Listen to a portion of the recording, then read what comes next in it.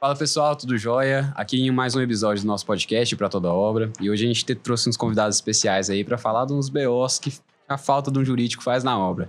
Tô aqui com o Júlio César, construtor, engenheiro, e tô com o Álvaro, advogado, especializado na área de imobiliária em si. E a Daniara. Daniara de casa, não vou nem apresentar ela e passar a palavra para ela se apresentar, falar um pouquinho mais. Obrigada por ter aceitado o convite, bater esse papo com a gente. Meu nome é Daniara, sou da Castro Lima. Estou aqui para ouvir e aprender com vocês um pouco mais, né? Vou passar agora a palavra para o Álvaro, para o Júlio se apresentarem para o pessoal. Bom, Daniara, João Pedro, Júlio César. Eu que agradeço, né, de estar aqui hoje também para falar com vocês um pouco sobre esse tema que acaba ficando muito esquecido, né, dentro da construção civil principalmente, que é a questão da elaboração de contratos, da formalização dos negócios. Então, essa é uma questão que às vezes a gente fica pensando em construção civil como um todo e pensa ali na grande construtora, na grande incorporadora, e você pensa em valores ali movimentados aos montes, né? No entanto, a realidade da construção civil não é essa, na sua grande maioria. Então, a gente tem ali dentro do mercado um mercado muito informal, em que realmente carece desse tema, dessa abordagem, e é um prazer estar aqui para falar sobre isso hoje. Boa tarde, pessoal. Prazer estar aqui. Me chamo Júlio César, sou proprietário da Moraes Engenharia. Assim como a maioria dos construtores, eu comecei fazendo ali uma casinha, duas, e vim crescendo meu negócio. E em certo momento eu me deparei com uma demanda jurídica. Infelizmente, da pior forma. Eu tive o problema e depois fui procurar um advogado para me orientar e a melhorar a estruturação do meu negócio. E até é um prazer estar aqui com o Álvaro, que coincidentemente foi a consultoria jurídica que eu procurei na época. Inclusive, recomendo. Resolveu o BO. Resolveu e resolve, né? Porque o principal objetivo da consultoria jurídica não tem que ser resolver problemas depois que ele surge. Tem que ser se preparar para evitar que eles apareçam, né? Não tem jeito. Quando você começa a ter um volume alto também de construção, se você não tiver uma assessoria jurídica, uma hora ou outra dá algum problema. Mas hoje em dia, né, as pessoas deixam para procurar a parte jurídica quando o BO realmente existe. A gente fala muito de ensinar as crianças a lidar com dinheiro, mas também temos que ensinar as crianças a lidar com os problemas e tentar minimizando os problemas, que seria o quê? Uma assessoria jurídica. Então, você cria uma empresa, por que eu não vou pedir para um advogado daquele especialista nichado naquele ramo elaborar um contrato para nos orientar, né? Contratação de funcionário. E voltando no Júlio, o seu BO foi imóvel novo ou imóvel usado? Então, eu só mexo com imóveis novos. Eu construo casas para venda. E meus foram vários problemas específicos, mas resumindo. Foi falta de não ter me preparado. Vou citar exemplos. Com contratos bem feitos, contratos de compra e venda, contratos de empreitada, que seja. Não ter estruturado o meu negócio da forma correta. Por exemplo, quando a forma certa de você entregar o imóvel, você prestar esclarecimento ao seu cliente, porque a gente vai lidar com expectativas diferentes. Uhum. Eu sou construtor, eu tenho uma expectativa em relação ao meu negócio, e o meu cliente tem uma expectativa diferente em relação ao imóvel que ele está comprando, que ele mora. Diferente. Para mim é um negócio, para a pessoa é o sonho dela, né? Uhum. Então são situações muito diferentes. E a consultoria jurídica, ela veio para a gente tentar formalizar o que é o correto, o que é o justo, né? E isso me ajudou bastante. Vários problemas que surgiram no começo, igual eu já comentei aqui, e estou sendo repetitivo até um pouco, mas por exemplo, não tinha um contrato de compra e venda bem elaborado. Fui lá e confiava num contrato imobiliário. Às vezes era um contrato baixado da internet, assim como a maioria dos brasileiros fazem, né? O brasileiro precisa de um contrato de qualquer coisa, ele vai lá no Google e pesquisa modelo de contrato. Grátis. Isso, exatamente. E assim, esse tipo de modelo de contrato Eu não sei nem se eu não sei o que é pior, se é você ter ele ou não ter nada, porque só me trouxe dor de cabeça. Nossa. Então, assim, foram situações que poderiam ter sido resolvidas antes. É muito mais caro resolver depois que surge o problema. Então, assim, é muito melhor, muito mais barato. Você tem menos dor de cabeça, você se preparar antes. Álvaro, por que eu preciso do contrato? Bom, Daniara, eu acho que é uma situação que, primeiramente, né? Voltando um pouco aqui no que o Júlio falou, quando a gente fala na assessoria jurídica, às vezes muita gente pensa assim, eu vou ter uma assessoria, vou ter um advogado e eu não vou ter nenhum processo contra mim. Não é bem assim, né? Não significa isso. Muito pelo contrário. Por quê? Com o desenvolvimento do seu negócio, quanto mais pessoas você atingir, você vai atingir alguma que não concorda com nada. E sempre vão ter esses tipos de pessoas em qualquer tipo de mercado. Então, essa pessoa com certeza vai ser um problema. Por mais que você lide com ela da melhor forma possível, totalmente correto, dentro da lei, ela vai te trazer um problema. Então, só para tirar esse estigma em relação à assessoria jurídica igual não ter processos, isso não existe, tá? E em relação ao contrato, a maior necessidade dela se dá em relação à formalização daquele negócio que está sendo realizado ali. Então, se eu não tenho um contrato, eu não tenho ali redigido e concordado entre as partes o que ficou combinado naquele negócio. Então, fica muito aberto, fica a minha voz, a minha palavra contra a sua palavra. Então, fica algo realmente vago e num problema, numa dificuldade naquela relação, como que eu vou resolvê-la? Aqui eu vou buscar para tentar resolver. Então, o contrato vai ser basicamente, né, o que ficou acordado entre as partes e vai prever formas de resolução em relação a qualquer problema que venha a surgir. E aí, isso é muito importante, porque, querendo ou não, na hora que se faz o negócio, você não prevê que vai acontecer algum problema. A gente nunca acha, certo, né? Exatamente. Nunca quer. Nunca quer. Até que aparece o primeiro problema. Exatamente. Então, é um momento em que tá tudo maravilhoso, tá todo mundo feliz. Caso contrário, não teria essa contratação. Então, se a gente não se preocupar em tentar amenizar os riscos nesse momento, não vai ser lá na frente que um não quer olhar na cara do outro que a gente vai conseguir. Então, o contrato, ele serve para isso. E os tipos de contrato? Por exemplo, eu tenho minha empresa. Eu construo Minha Casa Minha Vida para venda de imóvel. Eu construo para mim e vou vender. Qual que é a minha preocupação? Quais contratos eu tenho que me atentar? Olha, o primeiro... Já que eu vendo pelo banco, entendeu? Assim, sim, pensando nessa... Exatamente. Até nessa questão, Daniela, é engraçado, porque até o Júlio trazendo também essa informação do contrato de compra e venda, eu até lembrei aqui de um episódio com outro cliente meu, não foi com o Júlio, que foi exatamente esse mesmo episódio. Ele não tinha um contrato de compra e venda com o cliente, porque tem um contrato de financiamento, e porque a imobiliária faz o contrato diretamente com o cliente. E aí, nesse caso em específico, ele tinha o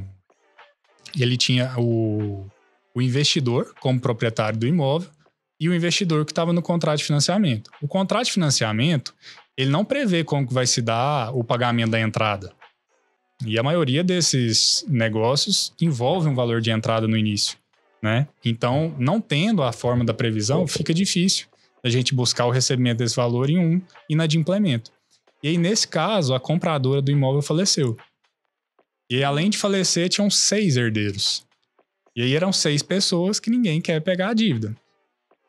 E aí, vamos recorrer ao quê? Vamos recorrer ao contrato. E nesse caso, tinha um contrato de financiamento que não previa muita coisa. Prevê, inclusive, que a entrada foi quitada, né? Exatamente. Que é uma das previsões. Tem até um termozinho que você assina junto, falando da forma do pagamento da entrada. Uhum. Sim. E aí aquele valor da entrada também normalmente não bate com a entrada totalmente diferente. De regra não bate. E realmente o valor de entrada é um valor muito maior do que realmente era o de fato, por conta da avaliação. E aí o outro contrato que eles tinham era o contrato que foi feito pela imobiliária com o comprador. E aí é um contrato realmente de gaveta. E querendo ou não, é cada um no seu lugar, né? O contador, ele cuida da contabilidade, a imobiliária, ele cuida ali da intermediação dos imóveis. Então, elaboração de contrato, por mais que eles sejam um grande facilitador para quem está vendendo, muitas das vezes eles não têm o conhecimento necessário, né, jurídico, para a elaboração desses documentos. E aí, nesse contrato, primeiro, que tinha ali constando como vendedor a construtora, que tinha realizado a construção, e não realmente o investidor, que era o proprietário do imóvel. E em relação ao valor a ser pago, o valor estava totalmente errado do que era de fato também. E ao final não tinha assinatura do vendedor, tinha só da intermediadora, que era a imobiliária, e do comprador. E aí, nesse caso, a gente tinha um contrato que não valia de muita coisa e tinha o contrato de financiamento que não valia de nada para essa cobrança. Então, se tivesse um contrato próprio dele, isso traria uma diferença tão grande em relação ao negócio, porque teria uma facilitação enorme para a cobrança, teria uma facilitação enorme em relação a outros problemas que viessem a acontecer. Por exemplo, uma coisa que acontece bastante é, às vezes, ser feita a transferência do imóvel e a alteração da titularidade de contas de energia, de água, não é feita. Então, você tendo a previsão no contrato ali dessa necessidade, uma aplicação de multa, isso facilita muito no momento de exigir e até mesmo para cobrar uma multa, caso precise. E aí, nesse caso, não tinha nada. E aí, para cobrar, você tem que entrar com uma ação de cobrança normal. E assim, acaba que nós que somos do jurídico sabemos, uma ação de cobrança é uma ação que tem um rito muito longo. Então vai demorar muito tempo até que se resolva. Enquanto se tivesse esse contrato, de início você já entra com uma ação de execução, que a gente chama, que já resolve de forma muito mais rápida. E já consegue acionar os herdeiros. Então a falta do contrato traz um problema enorme e ele hoje não sabe se ele vai conseguir receber esse valor dessa entrada. Quanto tempo que já dura? Quanto tempo que já dura esse processo? Assim, esse processo já dura 1 ano e meio. O valor é alto? O valor, se eu não me engano, é R$25 mil que ele tem a receber. Acaba que é um valor significativo, né? Dentro do imóvel. É o lucro dele. Dependendo do valor do imóvel. Assim, 2 situações também que eram corriqueiras para mim. Uma delas é quando a gente tinha um contrato que a gente não tinha aquela confiança, porque não tinha uma assessoria jurídica, a gente não sabia se nosso contrato realmente estava de acordo com todas as leis, se ele estava atualizado. A hora que a gente fechava um negócio com um cliente, aí passava 2 meses, 3 meses, o cliente ia lá tentar o financiamento, reprovava na Caixa. Aí ele tentava no Bradesco, reprova de novo. Aí você ia ver, o motivo era o quê? O cara não cuidou do nome dele muitas vezes. Não tô falando que isso é a regra, mas assim, acontece. Demais. É raro, mas acontece sempre. Do cliente simplesmente não cuidar do próprio nome, aí o banco acaba não liberando o crédito. E a hora que o cliente, depois de vários meses, você com o imóvel parado, esperando ali, deixando de fechar outros negócios, com custo de capital. Então você pega aí num cenário agora que a gente tá aí, que dinheiro parado aí num CDB de banco, tá dando 1% ao mês, você ficar aí 3 meses, 6 meses com o imóvel parado, é um prejuízo, né? O imóvel, às vezes, é roubado. Então tem todo um desgaste aí, no final das contas, que eu, pelo menos, fazia, e eu sei que a maioria do mercado faz. É o quê? Não vai dar certo? Então ia lá e devolvia o sinal do cliente. E assim, o sinal, até por questões... o Álvaro vai saber melhor do que eu explicar sobre isso, mas o sinal, pelo Código do Consumidor, também tem a lei do distrato, você não é obrigado a devolver. Ainda mais se a causa do distrato foi uma questão exclusiva do comprador, né? Uma outra situação que, assim, ela é tão banal, mas que, assim, já me trouxe um prejuízo grande, que na época, inclusive, o Álvaro não era meu assessor jurídico, eu contratei ele na época para resolver essa situação pontual, foi vários anos depois que a gente realmente conseguiu negociar. Mas foi o fato... alguns contratos, eles mencionam lá, ao invés de mencionar a comarca de Goiânia, com a comarca de Senador Canedo, mencionava corte arbitral. Eu nem sabia o que era isso. Assim, como a maioria das pessoas não sabem o que é isso, é normal. Uhum. E aí, quando eu e a cliente tivemos um problema, não tinha como levar isso para um juiz julgar o processo, né? Não tinha como incluir a Caixa no processo. E corte arbitral, não sei se vocês sabem, mas o processo ele é julgado por um árbitro, né? Que é um corretor de imóveis ou um advogado, é isso mesmo? Sim, ele é nomeado como árbitro. Isso. E aí não tem como recorrer, né, da decisão. Exatamente. Eu sei porque eu explicou semana passada. Então, pensa, eu tive um problema com o João Pedro aqui, a gente tinha um contrato super mal elaborado, Às vezes o problema dele nem é comigo, às vezes o problema dele é com a Caixa. Ele tem um problema que a Caixa tá, sei lá, cobrou ele de forma indevida, não sei. Estou citando exemplo. Mas o contrato que eu e eu e o João Pedro temos, ele menciona a corte arbitral. Aí a gente vai para um árbitro julgar isso daí. Se o João Pedro ganha de mim e eu não concordar, eu não posso recorrer disso. Tô falando besteira ou tá certo? Tá certo. Então, assim, é um absurdo. Então, eu, na época, fiquei, assim, morrendo de medo, né, de perder, né, porque se eu perdesse, não poderia recorrer. E, assim, por uma coisa, igual eu já falei, banal. É uma coisa banal. Se eu tivesse ali um contrato bem feito, com um advogado, não teria passado por isso. Ouvindo isso, então seria melhor, por exemplo, quem não tem uma assessoria jurídica, nem pensa nisso. Então é melhor assinar o contrato com a Caixa e não assinar contrato nenhum com o imobiliário. Ou é pior? É pior, porque se você fizer o contrato com o imobiliário, você vai ter alguma coisa. Você vai ter um documento ali, caso você precise, você vai se recorrer a ele e aí vai ser aquela coisa. Será que eu vou poder aproveitar ou não vou poder aproveitar? Agora, se você não tiver nenhum outro contrato, você fica sem nenhum respaldo. E que em relação à discussão. O que é o mais comum, Aura? Por exemplo, os problemas vêm mais nesse contrato de compra e venda ou vem mais nos contratos de obra, por exemplo, empreita, essas coisas? Olha, João Pedro, os problemas surgem em relação às duas partes, né? Tem muito problema em relação à compra, né? Como o Júlio trouxe aqui, em relação, às vezes, uma aquisição que não é concluída, seja por conta de desistência, seja por conta de não conseguir o financiamento bancário, né? Por algum motivo. E também em relação ao trâmite ali, no momento do pagamento, tem algum inadimplemento, algum atraso. Então, é onde surge mais problema na questão da aquisição. Agora, em relação à obra, querendo ou não, é difícil você pegar uma pessoa que está adquirindo o primeiro imóvel. Então, ela tem ali todo um sonho de uma vida de que vai entrar ali no imóvel perfeito, maravilhoso, que não vai ter nenhum problema. E a gente sabe muito bem que não é assim que funciona. Né, imóveis que são novos, que foram recém-entregados, tem um risco ali de ter, às vezes, alguma infiltração, às vezes, alguma trinca, algum problema. É normal. Exatamente. A mão de obra ainda hoje é bem... A mão de obra final, né? E até em relação a isso tem uma questão que é a diferenciação de vício aparente e vício oculto. Uma coisa é o cliente vai lá, recebe o imóvel... Aí depois que ele já tá morando, ele recebeu a casa, ele reclamar que a pintura tá mal feita. É a mesma coisa você comprar um carro, daqui a um mês você volta na concessionária e fala, eu não gostei da pintura desse carro. Tal do telhado que não faz... É diferente de você voltar na concessionária e falar que o motor do seu carro tá com problema, certo? E as pessoas não entendem isso, até porque a maioria das pessoas estão comprando pela primeira vez... No caso do Minha Casa Minha Vida, é até uma obrigatoriedade, né, do programa que seja a primeira aquisição. Então a pessoa também ela não tem conhecimento para entender sobre aquilo. Quando se fala em garantia para o cliente Minha Casa Minha Vida, ele entende que é garantia de tudo. E é eterna. E eterna, assim. Cada ligação que a gente recebe que você fala assim, não...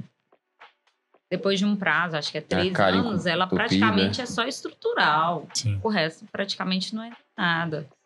E o cliente não entende, porque se vende a ideia que é 5 anos de garantia do imóvel. Ele quer que você arrume a porta dele, ele quer que você troca a válvula de descarga que deu problema. Vai dar rosca da torneira. E por mais que existam normas técnicas que estabeleçam isso, né? Tem a NBR 15575, tem a norma de garantia... Tem a questão também que, por mais que existam essas normas, o seu cliente é leigo.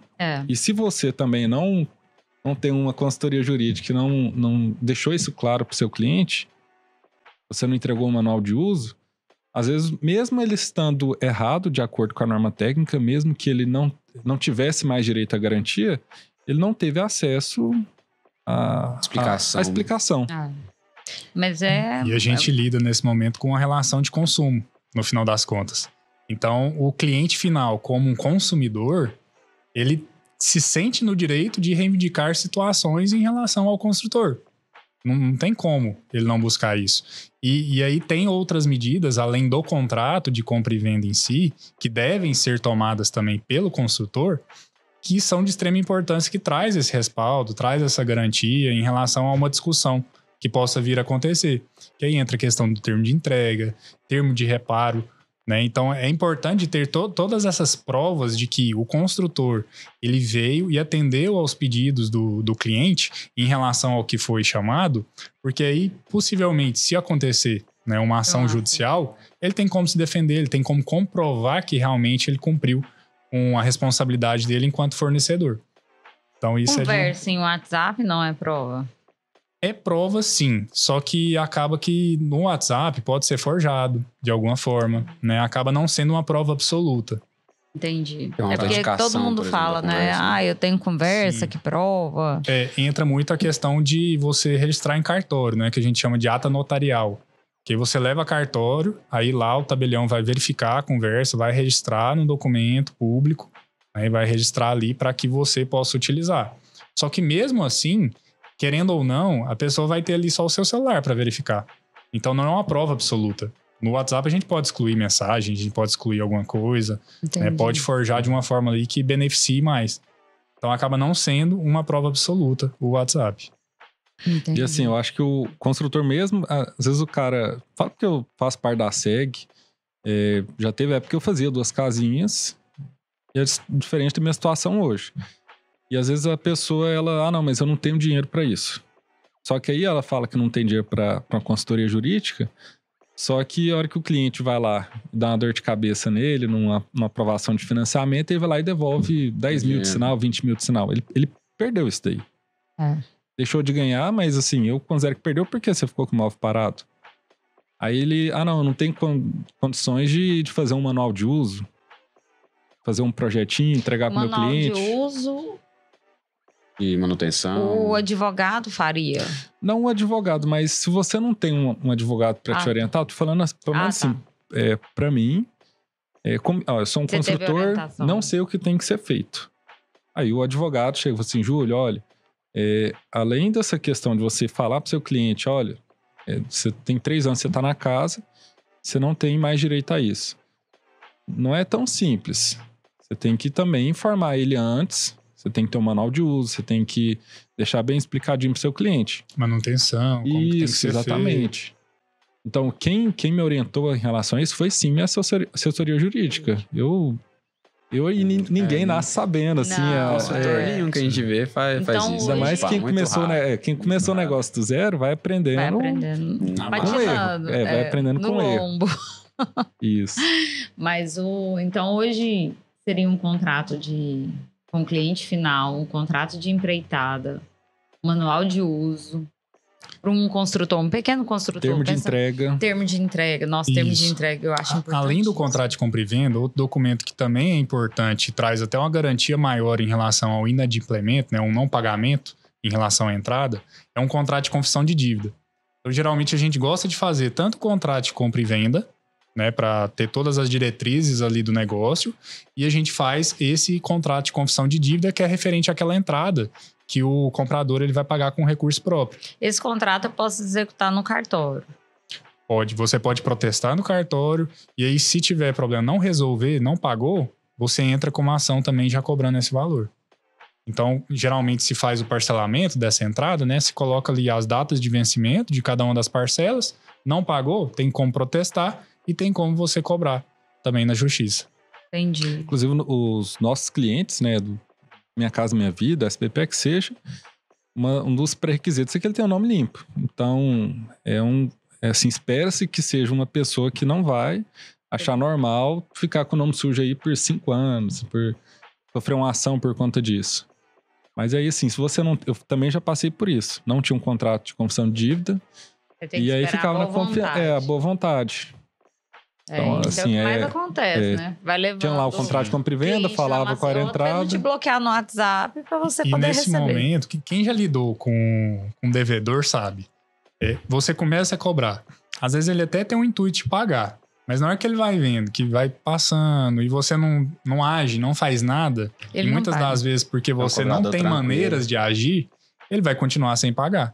Até chegar num ponto que ele já deu aquela dívida ali como perdida e não vai pagar nunca mais. É porque a maioria dos construtores também tem uma doce ilusão de que você está vendendo, tem uma entrada parcelada, Mas se o cara não pagar, não tem o que fazer, porque a casa já tá no nome dele, né? Então, meio que ele se conforma. Então, vamos supor, de 5 clientes que ele pega, um não pagar, ok. Ele já tá ali dentro da margem de erro, né? Mas, então, teria como. Com esse contrato, a gente consegue garantir o recebimento. Não garantir não, mas a chance é maior. Porque acontece muito, às vezes essa pessoa não tem nenhuma outra fonte de renda. Então, você vai entrar ali na conta bancária dele para tentar penhorar alguma coisa e realmente não tem dinheiro. Às vezes ficou desempregado depois que conseguiu o financiamento, algo nesse sentido. Tá conseguindo pagar nem as parcelas do financiamento. Não tem nenhum veículo em nome próprio. Então, tem casos que acontece isso, que aí realmente aí não tem o que fazer. Não tem de onde tirar o dinheiro. Exatamente. Mas como que você vai chegar nesse ponto para saber isso, que realmente é uma dívida perdida? Você entra com a ação, cobra ele. Se ele não pagar de forma voluntária, você já pode partir para essa tentativa de penhora. Aí a assessoria jurídica faria toda essa parte dessa cobrança junto ao cliente. Seria isso? Sim, é um serviço jurídico também, né? Porque, querendo ou não, envolve um processo judicial. Então, tem formas tanto de cobrança extrajudicial, que pode ser feita, como em casos extremos, como esse que a gente está falando, em que teria que ser judicial. Aí, realmente, é só um advogado que faz esse tipo de cobrança. Interessante. E o empreiteiro? É uma parte mais difícil para mim. Tirando a dúvida dela aí. Vamos lá. O empreiteiro abandonou sua obra sem contrato e disse que vai te processar porque você tem que pagar. Ele não pagou os funcionários dele. Como que é essa questão? Quem que é a culpa? Quem tem que pagar? Quem que não tem que pagar? Ferrou. Essa aí é uma situação que o risco é enorme. Porque, querendo ou não, primeiro, você não tem um contrato com esse empreiteiro. Nessa relação, como que você realmente vai comprovar de que ele era um prestador de serviço seu, de que ele tinha determinada obrigação, como que ficou realmente combinado, o que ele tinha que fazer, se ele que tinha que pagar a mão de obra ou se era você? Então, primeiramente, você não tem essa comprovação. Então, aí você já fica bastante prejudicado. Além disso, por mais que às vezes ele realmente atue ali como um prestador de serviço, que ele tem toda a equipe dele, ele faz o serviço de forma autônoma, presta para terceiros, para outras empresas também, tem um CNPJ próprio, né? Por mais que realmente seja dessa forma, corre o risco ainda dele te buscar ainda uma relação de trabalho. Então, você não ter esse contrato com o empreiteiro é muito perigoso, porque realmente você não vai ter como exigi-lo em relação às obrigações dele, e em caso de um problema desse dele reivindicar alguma relação trabalhista contra você, você não tem uma prova no sentido de que, na verdade, aquilo ali era uma relação de prestação de serviço. Então é um problema assim grave. Ferrou. Pode contratar já. Ferrou.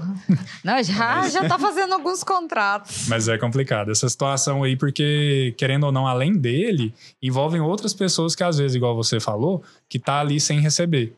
Então, é o empreiteiro e é o restante da mão de obra. E aí o construtor passa a ser responsável por essa mão de obra que não teve recebimento? Sim, porque ele, no caso em específico, ele é o responsável ali pela obra. Infelizmente. E se tivesse o contrato? Se tivesse o contrato, ele teria uma boa chance de comprovar que naquela situação era uma relação de prestação de serviço. Entendi. Ele tira não significa que tira totalmente. Tá? Porque no direito, a gente nunca fala em algo que é certo, é 100%. Porque a gente depende de pessoas, né? O juiz é uma pessoa. Então, por mais que tenha uma lei, por mais que já tenha um entendimento em tese consolidado por tribunais superiores, o juiz tem um entendimento próprio dele. Então, ele tendo um entendimento próprio dele, ele acaba tendo decisões, assim, diversas em relação ao mesmo tema. Então, nesse caso, por mais que a gente tenha um contrato para conseguir comprovar a prestação de serviço, pode ser que o juiz entenda que, na verdade, ali na relação era de emprego, porque você exigia dele de estar ali todo dia, e dele estar ali, não poder mandar outra pessoa, dele cumprir uma carga horária. Então, são questões que vão configurando essa relação de emprego, e por mais que tenha um contrato, no final das contas, você não se exime dessa configuração da relação de emprego.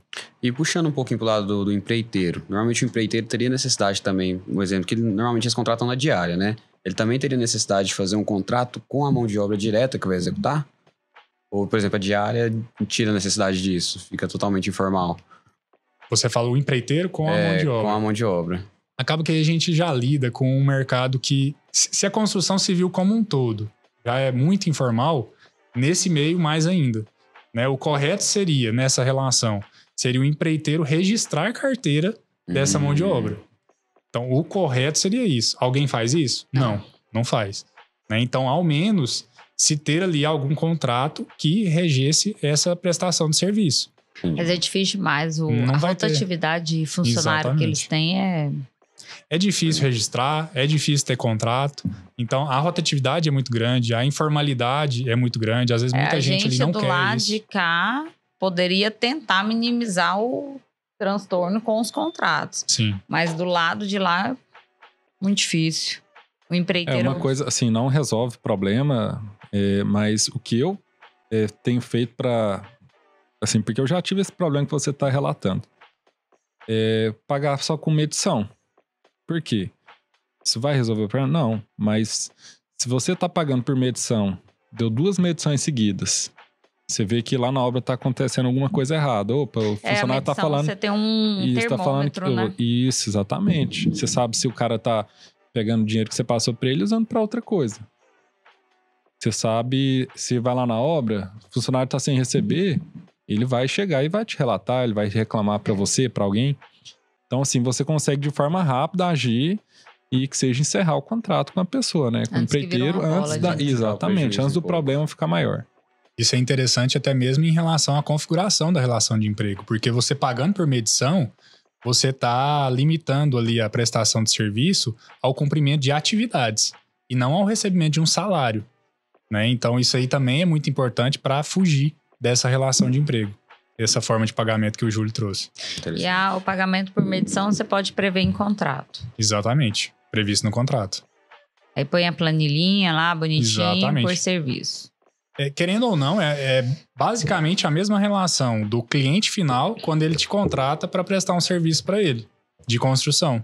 Então, nesse cenário, você é como se fosse um cliente e está contratando o empreiteiro para que a empresa dele preste o serviço para você. Então, a relação basicamente que existe é essa. E, por exemplo, eu fui contratada para executar uma obra para o cliente final e contratei o empreiteiro para fazer essa obra. Então, estou administrando a obra. Uhum. Se esse empreiteiro sai, processa a empresa, isso vai na empresa ou no proprietário? Vai depender de como que tá o seu contrato com o proprietário. Por quê? Jesus, o contrato é difícil. É porque vai depender se no contrato está previsto que a mão de obra é de sua responsabilidade ou a mão de obra é de responsabilidade do proprietário ali da obra. Então, se a mão de obra for de sua responsabilidade, você acaba sendo responsável por isso. Se for de responsabilidade do proprietário previsto em contrato, você vai só administrar a obra. Nesse caso, a responsabilidade seria dele. Significa que você não vai sofrer o processo? Não, pode ser que o empreiteiro entre com a ação contra você. Só que aí você pode buscar redirecionar essa ação contra o proprietário, que seria o real responsável em relação à mão de obra naquela normalmente obra. Vem em cima da empresa que está executando, né? Sim, porque querendo ou não, é o contato que o empreiteiro tem. Muitas vezes eles não sabem nem quem é o proprietário. Ele pode processar quem ele quiser, na verdade. Eu mesmo já sofri uma ação de um rapaz lá de São Paulo, ele... Araraquara. Tinha uma empresa com nome parecido com a minha, ele foi lá e processou. Ai, meu pai. Então, assim, claro, isso daí não aconteceu nada. Resolvido muito rápido. Não, nem deu dor de cabeça, foi resolvido muito rápido. Até porque o advogado percebeu que ele tinha cometido um erro grotesco, né? Eu tô citando, assim, que na verdade, processar, a pessoa pode processar quem ela quiser. Mas essa é uma situação que é até engraçado, porque nesse caso percebeu porque a gente buscou o contato com o advogado. Caso contrário, a ação permaneceria.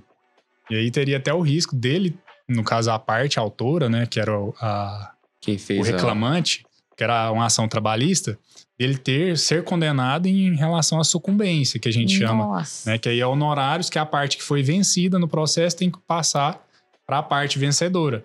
Então, seria um grande problema. Por quê? Porque na hora que foi cadastrar o processo, buscou ali o CNPJ da Moraes Engenharia, achou o CNPJ daqui de Senador Canedo, daqui de Goiás, e aí jogou ali na ação. Então, por conta disso, incluiu a Moraes Engenharia errada, enquanto, na verdade, era uma Moraes Engenharia lá de Araraquara. Nossa. Problema, assim, simples, mas que às vezes... Porque os empreiteiros normalmente não sabem nenhum CNPJ, sim, dados. Não tem dado de nada, né? Às vezes os pagamentos são feitos por pessoa física. E você falando sobre a responsabilidade, ainda tem também a questão da capacidade de pagamento, né? Então, às vezes, por exemplo, você contrata um mestre e empreitou para ele. Às vezes o servente lá da obra vai lá e entra com ação contra o mestre. Só que aí tem a questão que o juiz vai avaliar que o mestre não tem a capacidade de pagamento e vai em cima do próximo. Do proprietário, vai procurando alguém para pagar. Ou às vezes até você tem uma relação muito boa ali com esse mestre de obra seu e você vai assumir esse problema, uma sociedade, por exemplo. Então, acaba que é algo difícil essa relação aí de emprego dentro da construção civil. É algo que tem muita coisa ainda a tentar trazer uma segurança maior, né? Mas é uma questão que traz muita dificuldade para todos os construtores. Nossa, é difícil. Você não vê ninguém fazendo certo, assim. Não. Dificilmente você vê o pessoal... O contrato é literalmente todos os contratos que a gente vê assinando de compra e venda, a maioria é das imobiliárias. É igual. Você vê até que os parágrafos são idênticos, assim. Sim. Idênticos. Parece que um pegou de outro. Porque é um modelo da internet. É um modelo da internet que foi feito uns 20 anos atrás. E aí o pessoal foi divulgando assim, ó, e é isso. E às vezes tem uma inserção ou outra ali que coloca no contrato, que é em razão de algum problema que teve. Mas às vezes teve em um caso, no outro já não aplica. Né? E aí vai virando uma coxa de retalho, realmente. É porque quando a gente, brasileiro, tem um péssimo costume, né, de só querer gastar quando a bomba estoura, né? Ao invés da gente prevenir o problema, não. Quando se pensa em um contrato, aí fala assim, nossa, vou pagar isso. Mas não vai dar em nada, não. Vambora. E não é nem querer gastar, né? É ter que gastar. Porque chega um momento que, na hora que estoura, não é se eu quiser. Tem, né? Porque se eu não fizer... fica muito mais caro, né? Fica muito mais caro. É igual eu falei, é um momento aí que não tem como você não fazer. Você vai ter que ter esse desembolso. Você vai ter um prejuízo maior e em recorrência maior. Então acontece bastante também. Enquanto, talvez, porque querendo ou não, a gente preocupa muito com isso, principalmente no início do negócio. Porque, é um gasto, é uma despesa. E às vezes vai desenvolvendo e, nunca tive problema, e vai indo dessa forma. Vai levando. Né? Por mais que, já estou faturando muito mais, mas nunca tive problema, não vou me preocupar em ter um advogado. Às vezes ali para fazer um contratinho aqui, outro ali, mas vou resolvendo os problemas como eu sempre resolvi. Só que aí na hora que vai aumentando esse volume, né, e vai tendo ali uma rede de negócios que já foram realizados, isso aí vai trazendo um risco muito maior.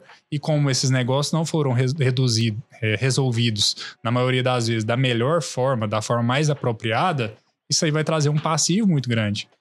Então, às vezes, é um desembolso que você faz no decorrer da sua empresa, mas que vai te trazer um benefício a longo prazo muito grande, é uma tranquilidade. E o que a gente vê acontecendo no mercado, vocês que atuam também aí com muito construtor, vocês sabem que o comum é o quê? O cara começar a construir, ele começa a ganhar um dinheiro, começa a ter muito problema, fica grande, o que ele faz?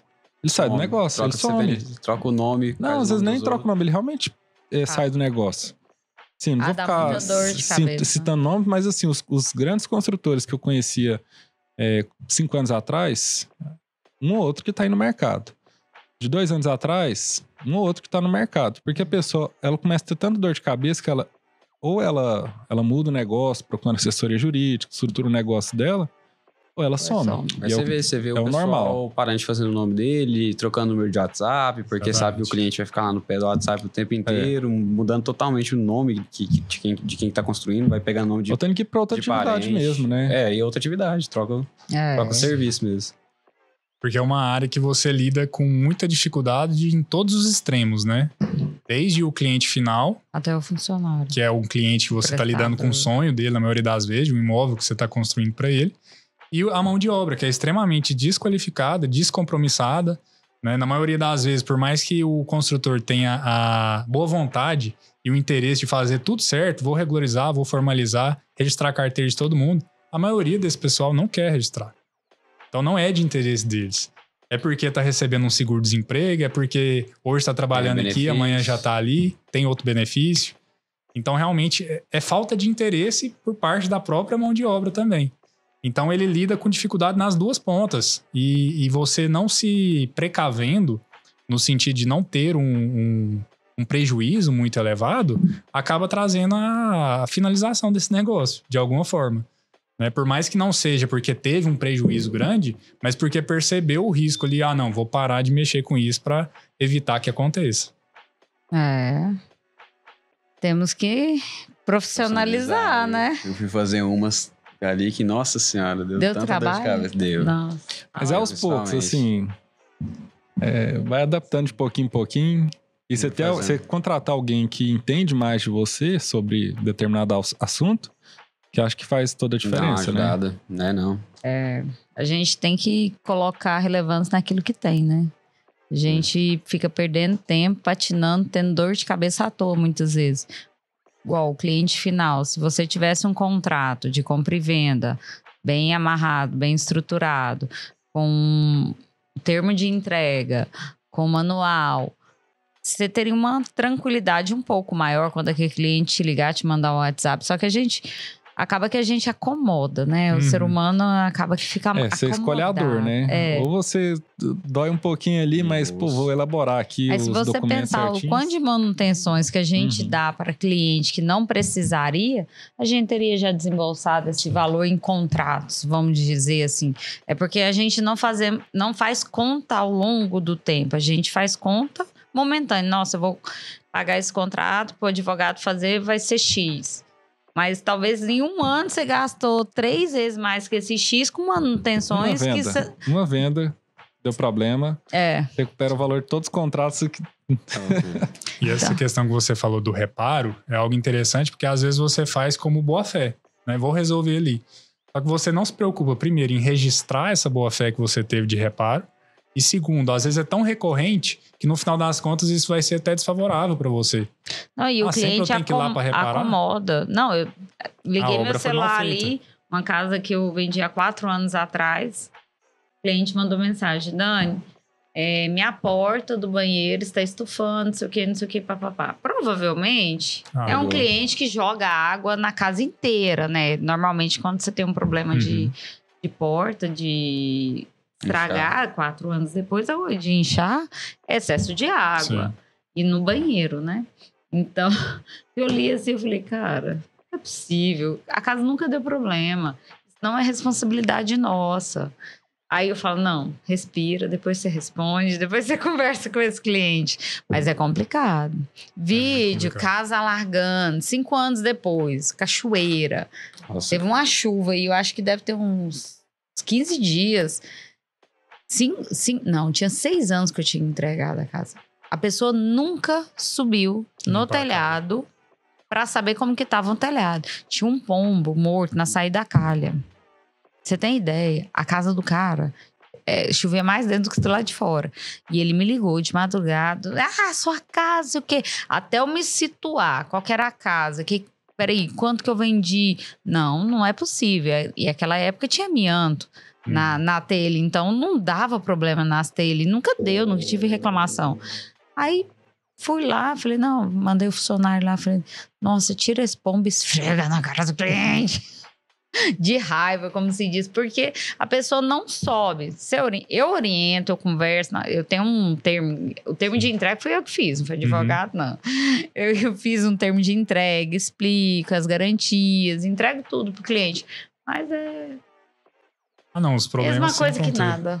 E ter é melhor do que não ter. Por mais que você não tenha feito com um advogado, você ter isso, você tá registrando essas situações.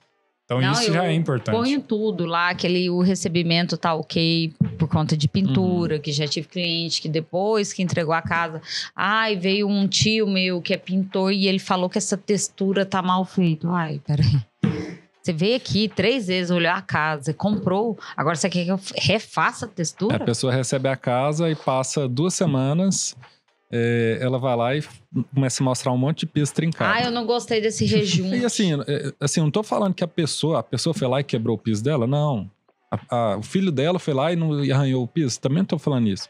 Às vezes o pessoal da mudança que foi lá, no horário que ele não tava e quebrou o piso. E a gente não tem controle, né? Não tem como saber. Tem que fazer uma vistoria geral. Não, e sempre aí que negócio, se você sempre...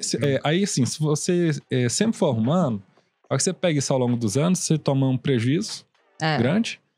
E às vezes esse cara ainda vai lá e te processa. Por quê? Você vai lá, arruma e ainda não fica bom. Aí você arruma e arruma um piso de tonalidade diferente e o problema fica pior. Aí você vai arrumar a pintura. Aí você vai lá um dia, faz a pintura de boa fé, a cliente não gosta, você nem deveria estar arrumando. E você estraga a relação com ela e ela ainda entra com a ação contra você. Você deixa o cliente mal acostumado. Exatamente. Então, não, e um vizinho fala pro outro, não, ele veio aqui, fez isso, aí você tem que ir na casa do outro. Exatamente. É um ciclo, então, igual eu construo na mesma região sempre. Ali todo mundo sabe quem sou eu. Se eu sou flexível para um, eu tenho que fazer para todos, entendeu? Acaba que, nossa, é complicado demais. Ainda mais o Minha Casa Minha Vida. Eu não sei porque o cliente alto padrão nunca tive dor de cabeça, assim, só as normais, mas o Minha Casa Minha Vida, o sifão quebrou 3 anos depois, aí me liga. De 20 conto. Não, porque você colocou um trem usado, que não sei o quê. Eu tive um caso que nunca aconteceu. A pia de inox da bancada, a pia soltou, caiu. Tinha 20 dias que eu tinha entregado o imóvel. Isso nunca aconteceu. Eu faço as bancadas sempre com a mesma menina lá da marmoraria. Falei, gente, que esquisito. Liguei pra ela e falou assim, não, tá errado. Eu fui lá no imóvel olhar, beleza, soltou mesmo lá o granito, a pia lá embaixo, tá. Aí a mulher saiu pra trabalhar e ficou a filha mais velha, o filhinho pequenininho. Aí chegou uma tia, que de vez em quando passa lá pra ver como que tá as crianças, por enquanto que eu tava esperando o pessoal da marmoraria chegar. Aí eu conversando com ela, eu descobri que ela deu banho na filha mais velha, na pia da cozinha. Por isso que o trem caiu. Assim, e vem falar que foi a gente que executou de forma errada, que não vedou, não colou. E isso gera um transtorno muito grande, mas eles não falam, sabe?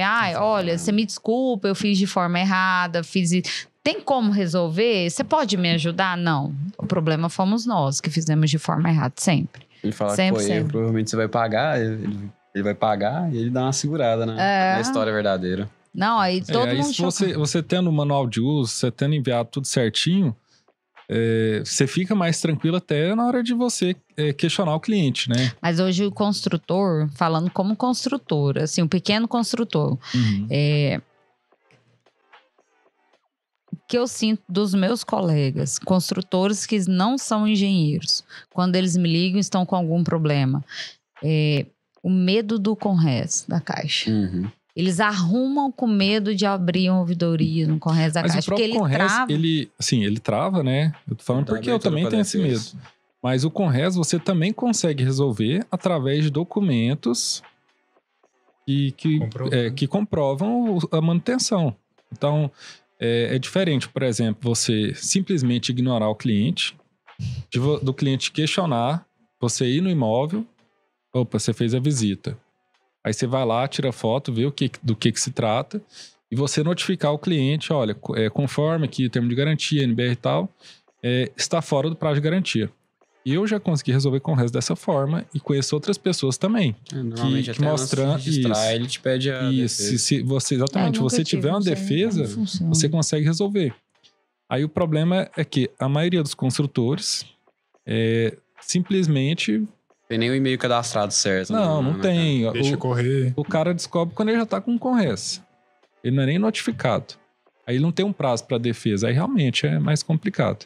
Sim. Entendi. Eu nunca Mas tendo o e-mail cadastrado certinho, eu não vejo problema, sabe? Em você falar pro seu cliente que você não vai arrumar, desde que você esteja certo. E essa é uma questão importante até em relação a esses problemas com reparos. Sempre que tiver algum tipo de problema, o cliente ligou, tá com um problema assim, assim, assado, vem cá para resolver. Você vai lá, certifica que aquilo ali é um problema, ou seja de vício aparente, que já deveria ter sido alegado por ele lá atrás, ou um problema referente à manutenção, se documente. Por quê? Seja através de foto, seja através de qualquer outra forma. Porque saiu dali, se você falar para ele, não vou resolver, porque é uma questão de responsabilidade sua, seja por manutenção, já passou seu prazo, ele vai buscar um advogado, que o advogado vai comprar a causa dele, vai entrar com uma ação. E aí, nessa ação, você tem que estar preparado para comprovar realmente que você não tinha aquela responsabilidade.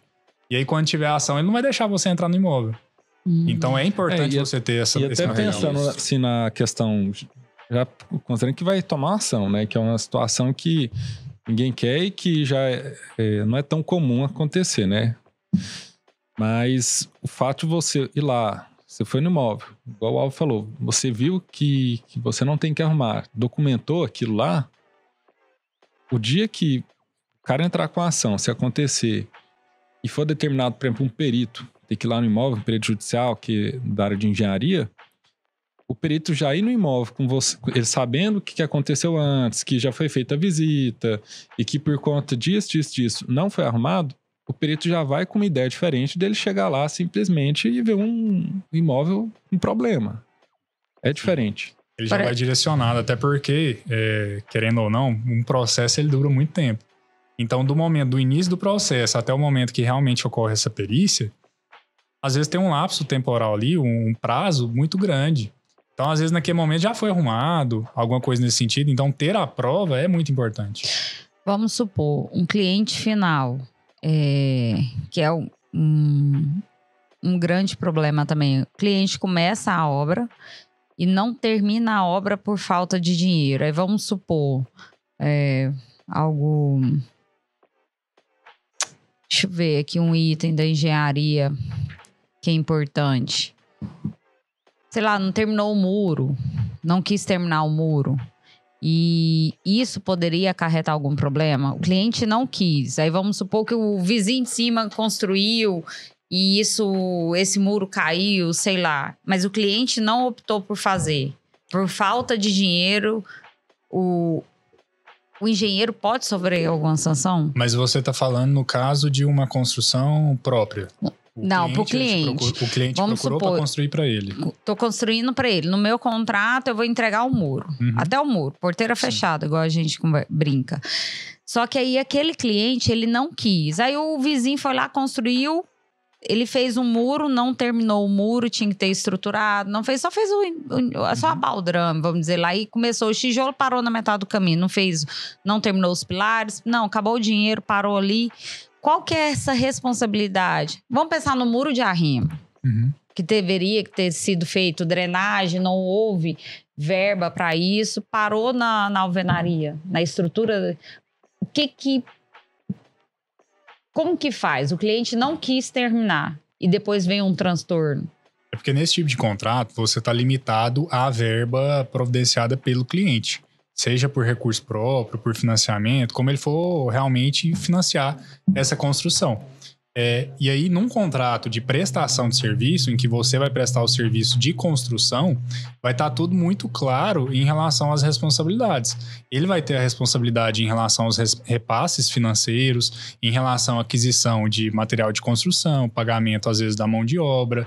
Então, fica tudo bem amarrado em relação a essas questões. Se ele deixou de pagar, às vezes, um material de construção porque ele está sem dinheiro, uma mão de obra porque ele está sem dinheiro, parou de te pagar, não pagou seus honorários ali de administração, que seja, ele está descumprindo uma responsabilidade contratual dele.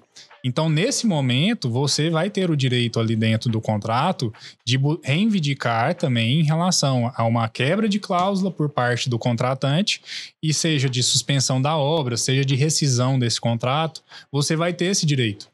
E aí vai depender de você ter um contrato com bem essas amarrado. Previsões. Igual o empreiteiro, se ele não receber, ele pode também fazer quebra de contrato. Pode também, porque querendo ou não, a relação existente ali, ela traz responsabilidade para as duas partes. Então traz responsabilidade para uma das partes em relação a um pagamento que seja, e em relação à outra em relação à prestação de serviço. Então, se uma delas não cumpriu de acordo com o que foi previsto, seja um prazo, seja em relação à forma que foi prestado o serviço ou algo que ficou sem ser prestado, ou então um inadimplemento em relação ao pagamento, aquela parte que tiver causado essa quebra contratual, ela está errada. E a outra parte teria o direito de reivindicar isso, seja em relação, igual eu falei, como uma suspensão daquela obra, ou seja, com um cancelamento, a rescisão do contrato. Assim, vendo um pouco pelo lado da engenharia, no caso, o engenheiro responsável pela obra, se ele vê que é algo que pode causar um problema estrutural, algo que pode causar um prejuízo tanto para o cliente dele, como também para outras pessoas, né, para a sociedade, o certo seria ele, inclusive, dar baixa na RT no CREA, inclusive notificando. Exatamente, notificar o cliente de que ele assumiu a responsabilidade técnica da obra, mas ele está abrindo mão daquilo e o motivo de estar fazendo isso daí. Porque senão, posteriormente... se der algum problema. Pode dar um problema, às vezes não só do cliente dele, às vezes não é nem o cliente dele que vai requerer isso daí. Às vezes um vizinho... problema é juntar o CREA, né? Porque aí, por conta dessa responsabilidade técnica, ele não cumpriu com a responsabilidade, vai ter um problema. Só que o fato da pessoa não ter mais dinheiro não transfere para você o risco do negócio, né? O risco daquela prestação de serviço. Então, não faz com que você arque por conta própria a construção de algo que teria que ter. Né? Isso aí é muito importante saber. Uma outra situação já... Um pouco, assim, também sobre administração de obras... que é algo que eu até com o tempo fui parando porque não era o meu foco, né? Meu foco é realmente casa para venda. Mas tratando um pouquinho sobre administração de obras, tem também a questão de você ser contratado, às vezes, só na conversa, né? Você é contratado na conversa para entregar a casa pronta. Uma casa pronta é subjetivo, né? A casa pronta, ela pode ter armário, pode não ter armário, ela pode ter espelho, pode não ter espelho. Então, mesmo que você esteja ganhando administração, você está ganhando ali um percentual da obra. Às vezes você não quer acompanhar um serviço de marcenaria. Você não quer acompanhar um serviço de espelho. E o seu cliente pensa diferente. Por quê? Porque ele não tem experiência naquilo. Sim. É a casa que ele está fazendo. E isso, o cara está fazendo uma casa para ele morar. Às vezes é a primeira, às vezes o cara morava de aluguel. Ou já morava na casa que ele comprou pronta. Eu tive um problema com a cliente de administração que ela contratou um projeto. A arquiteta fez o projeto, a gente executou, né? Contratou empreiteiro, eu só administrava a obra. E foi feito conforme o projeto, só que a imagem em 3D mostrava uma rampa. Só que o nível da casa era 10 centímetros acima do nível do meio-fio. Então, essa rampa do 3D, que seria uma rampa de casa de condomínio fechado, sabe? Aquela garagem bonita, não dava, porque 10 centímetros... um lote de 360 metros quadrados, você não tem rampa, é praticamente nivelado, né? E isso deu um problema, uma dor de cabeça, até ela entender que foi executado conforme o projeto, que não é responsabilidade nossa, isso é responsabilidade de quem elaborou o projeto. Isso porque quem elaborou, depende do que ela passou, ela não tinha esse entendimento, que ela só via aquela figura do 3D, aquela bonita, aquela rampa, aquele pé direito duplo, aquela garagem. Eu falei, meu pai amado, mas foi engraçado. Foi uma situação, assim, triste, difícil, mas você tinha que ter me avisado. Eu falei, não, filho, você ficou 6 meses elaborando um projeto, no mínimo, pra mim, você tá... ciente de como vai ser a sua casa. Eu não tenho que estudar a questão do nível da sua casa. Ter um contrato, até você falando sobre projeto. O cliente foi lá, contratou você. Aí, às vezes, você ganha só a administração. Você indica 3 engenheiros calculistas para ele. Aí, ele vai lá e contrata o mais barato. Aí, você indica 5 arquitetos. Ele escolhe o mais barato. Então, você não falando que sempre o mais barato é o pior, mas... tem uma tendência a ser o pior, né? Aí ele contrata um projeto ruim, aí você vai lá e indica os empreiteiros também para ele. Ele quer o mais barato. Ele quer o mais barato. Aí ele contrata uma obra ruim, ele contrata um projeto ruim. Você pode ter a melhor administração possível, você não vai entregar o resultado. Você não vai fazer milagre, exatamente. Mas por isso que é bom você ter um contrato também que deixe isso bem claro. Por exemplo, meus contratos de administração, lá está previsto 3 propostas para tudo. Então, se eu vou comprar um prego, tem 3 orçamentos. Então, o cliente escolhe. Então, a partir daí, vai ser feita a execução. Então, empreiteiro, 3 mão de obra. Eu dou o meu feedback em relação aos 3. Escolhe qual que você quiser. Eu não tenho condição, quero mais barato, então fique sabendo. Sobre a mão de obra, tem o que a gente estava falando sobre contratação. Aí você fala, olha, eu ganho na administração, né? Eu só te indico pessoas. Você tem a opção de ir lá e registrar esses funcionários. Você registra a carteira deles, paga INSS, FGTS, tudo certinho. Ou então, você pode fazer só na diária, só na confiança. Aí o cliente vai lá, opta em fazer só na confiança. Aí a hora que ele toma uma ação, de quem que é a responsabilidade? Sua. Ele vai achar que é sua, ele não vai querer arcar com isso. É difícil. E até essa situação, ela é muito importante porque, na maioria das vezes... o cliente, ele não é exclusivamente uma pessoa de má fé nesse tipo de situação. Porque, querendo ou não, ele é uma pessoa que não tem um conhecimento da construção civil. Ele não sabe exatamente o que estaria dentro ali do serviço de administração da construção. Então, a gente tem que ser muito assertivo no sentido de demonstrar para ele exatamente qual o escopo do serviço, para não ter erro. Então, isso é de extrema importância, de estar ali no contrato essa questão, para não trazer esse tipo de dúvida. Isso eu falo assim, porque é tudo coisa que eu já tive problema. Tem um problema que a gente aprende. Mas errando, passando dor de cabeça que... O papo tá bom, mas o... a gente vai ter que encerrar. Nossa, mas resolveu um monte de problema meu. Eu já tava olhando aqui. Consultoria. Não, consultoria gratuita ainda. Queria agradecer. Eu achei que vocês iam pagar. Queria agradecer. Vai pagar, não? Pode não. Esse eu tô achando que eu vou ter que pagar pro Júlio ali no final. Propaganda que eu tava fazendo. Queria agradecer a presença de vocês. Foi excelente. Volte sempre. Obrigada pela consultoria. Amei! Nossa! Vamos lá. Agradecer o Júlio, foi bem de última hora que deu pra chamar, mas graças a Deus deu tudo certo e ainda teve a conexão dos dois conhecer. Sem querer, né? A gente não sabia. Sem querer, os dois conheciam ainda e aproveitou e fez tudo junto. E o bate-papo foi bom. Foi, tirou dúvida, acho que tirou dúvida de muita gente. Tirou, já tô pensando em alguns contratos que eu tô precisando fazer. Isso aí ajuda demais quem é individual. Individual não tem muito preparo, ele tá começando, então... A gente pode pensar em ASEG e junto com o Álvaro bolar algo aí pros associados, né? Uma facilidade para elaboração de contrato. Então mas é isso, pessoal. Eu queria agradecer a presença de vocês. Muito obrigado. Obrigada. E tchau, pessoal. Obrigado por assistir mais um episódio.